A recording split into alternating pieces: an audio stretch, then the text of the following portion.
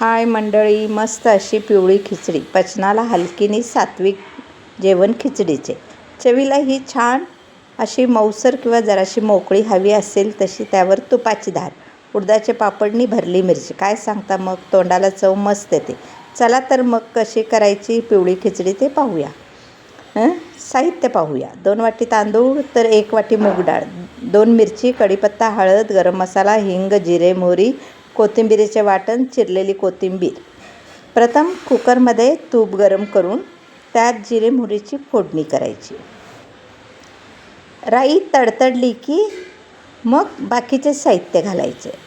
त्यानंतर कढीपत्ता, हिरवी मिरची, कोथिंबीरीचे वाटण म्हणजे आलं लसूण कोथिंबीर आणि कोथिंबीर पुदिन्याचे वाटण.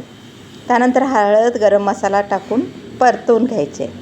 त्यानंतर तांदूळ मिक्स केले, डाळ आणि तांदूळ मिक्स करून धुवून घेतलेलं आहे, ते त्या फोडणीत आता टाकायचं आहे.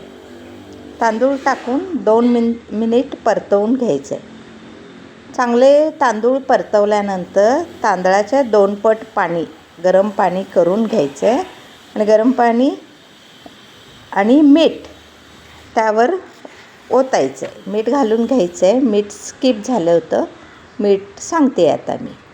आणि त्यानंतर गरम पाणीच घालायला पाहिजे. गार पाण्यामुळे थोडेसे तांदूळ आकसले जातात, त्यामुळे गरम पाणी ओतून घ्यायचं आहे आणि झाकण लावून, कुकरला झाकण लावून 4 शिट्ट्या घ्यायचे. मस्त मऊसर अशी खिचडी तयार होते. मी तर 4 शिट्ट्या घेते, त्यामुळे माझी खिचडी अशी छान होते.